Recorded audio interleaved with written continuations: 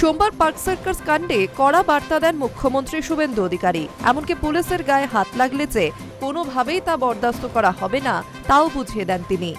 এরপরই পুলিশের জালে মূল অভিযুক্ত ফরিদুল ইসলাম। পুলিশ সূত্রে দাবি, রবিবার পার্ক সার্কাসের অশান্তিতে প্ররোচনা রয়েছে এই ফরিদুলের। সমাজ মাধ্যমে পোস্ট করে লোকজনকে তিনি জড়ো করেছিলেন বলেই অভিযোগ। এরপরই সিসিটিভি খতিয়ে দেখে অভিযুক্ত ফরিদুলকে গ্রেফতার করে পুলিশ। শুধু তাই নয়, ঘটনায় গ্রেফতার করা হচ্ছে আরও বেশ কয়েকজনকে। সব মিলিয়ে পার্ক সার্কাসের ঘটনায় ধৃতের সংখ্যা বেড়ে 46। বুলডোজার অ্যাকশন সহ একাধিক ইস্যুর বিরোধিতায় রবিবার দুপুরে একদল বিক্ষোভকারী পার্ক সার্কাসে জড়ো হয়। পুলিশকে লক্ষ্য করে ইট ছুটতে শুরু করে বিক্ষোভকারীরা। এমনকি ভাঙচুর চালানো হয় পুলিশ এবং কেন্দ্রীয় বাহিনীর জওয়ানদের গাড়িতেও। এক কথায় রণক্ষেত্রের চেহারা নেয় পার্ক সার্কাস চত্বর। বিক্ষোভকারীদের পাথরে কমপক্ষে ৩ জন পুলিশকর্মী জখম হন। এমনকি আক্রান্ত হতে হয় কেন্দ্রীয় বাহিনীর জওয়ানদেরও।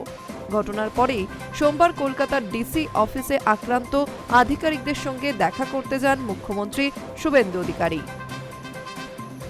সমাজ বিরোধীদের করা বার্তাও দিয়ে মুখ্যমন্ত্রী বলেন, কাশ্মীরে পাথর ছোড়া বন্ধ হচ্ছে, এখানেও বন্ধ হবে। যদি মনে করেন আগের সরকার আছে, আগের নিয়ম আছে, তাহলে খুব ভুল করছেন। আমি বলে যেতে চাই, কেউ পাথর হাতে তুলে নেবেন না, এটাই শেষ ঘটনা। এরপর এমন ঘটনা ঘটলে আমার চেয়ে খারাপ পুলিশ মন্ত্রী আর কেউ হবে না। শুধু তাই নয়, পুলিশকে কড়া হাতে ব্যবস্থা নেওয়ারও নির্দেশ দেন শুভেন্দু অধিকারী। এরপরই সিসিটিভি খতিয়ে দেখে ফরিদুল ইসলামকে গ্রেফতার করে পুলিশ। তাদের দাবি, ধৃত ফরিদুলকে জেরা করে বাকিদের খোঁজ পাওয়ার চেষ্টা করা হচ্ছে। শুধু তাই নয়, সমাজ মাধ্যমে কেন তার এই পোস্ট তাও জানার চেষ্টা করছে তদন্তকারীরা।